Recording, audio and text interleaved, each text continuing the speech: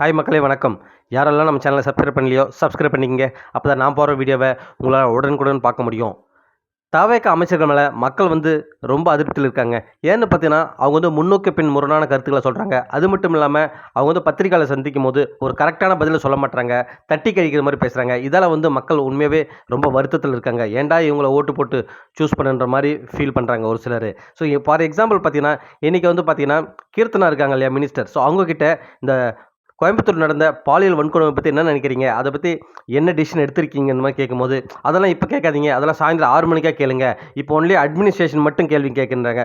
ஒரு மினிஸ்ட்ரிக்கிட்ட, அதுவும் ஆளுங்கட்சி மினிஸ்ட்ரிகிட்ட ஒரு இந்த மாதிரி ஒரு கேள்வி கேட்கும்போது அவங்க என்ன சொல்லணும், நடவடிக்கை எடுத்துகிட்ருக்கோம். ஸோ இது வருத்தப்பட வேண்டிய விஷயம் தான், நடந்திருக்கக்கூடாது, பட் நடந்துடுச்சு, இதுக்கப்புறம் நாங்கள் நடக்காமல் இருக்கிறதுக்கு ட்ரை பண்ணுவோம், அதுக்கான சட்டங்களை எங்கள் தலைவர் கொடுப்பாருன்ற மாதிரி ஏதாவது ஒன்று சொல்லணும் இல்லைங்க. இதுதானங்க உண்மையாக ஒரு மினிஸ்டருக்கு அழகு. பட் இவங்க தட்டி கழிக்கிறாங்க. உண்மையாகவே இதை பார்த்தவங்க ரொம்ப எரிச்சல் அடைகிறாங்க. என்னடா இவங்கள போய் செலக்ட் பண்ணமான்னு சொல்லிட்டு ரொம்ப கஷ்டத்தில் இருக்காங்க. ஸோ அடுத்தது பார்த்தீங்கன்னா நம்ம ராஜ்மோகன். ஸோ 2 டேஸ்க்கு முன்னாடி இந்த அமைச்சரவை விரிவாக்கத்தின் போது பார்த்தீங்கன்னா மறுபடியும் தமிழ்த்தாய் வாழ்த்து கடைசியில் தான் பாடினாங்க. ஸோ அதுக்கு கேட்குறாங்க. அப்போ அவர் சொல்கிறாரு, நாங்கள் இன்றைக்கே ரெக்வஸ்ட் பண்ணோம், பட் அவங்க கேட்கல, உங்களுக்கு சந்தேகம்னா போய் அவர்கிட்டே கேட்டுக்கின்றாரு. இதெல்லாம் ஒரு பதிலாங்க? நீங்கள் யோசிச்சு பாருங்கள்.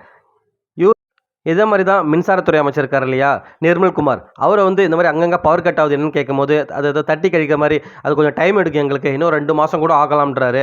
ஸோ இதெல்லாம் பார்க்கும்போது உண்மையாகவே இவங்க ஒரு எந்த ஒரு விஷயத்தையுமே சீரியஸாக எடுத்துக்க மாட்டாங்க.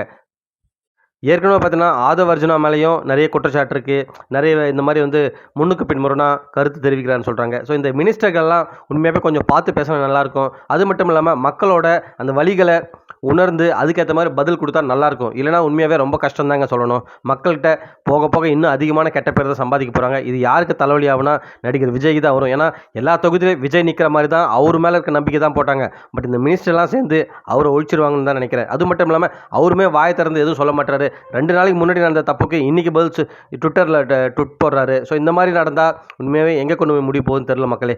நீங்கள் என்ன நினைக்கிறீங்க? நான் இப்போ சொன்னதுக்கெல்லாம் கமெண்ட் செக்ஷனில் கமெண்ட் பண்ணுங்கள். மீண்டும் அடுத்த வீடியோவில் உங்களை சந்திக்கிறேன். நன்றி.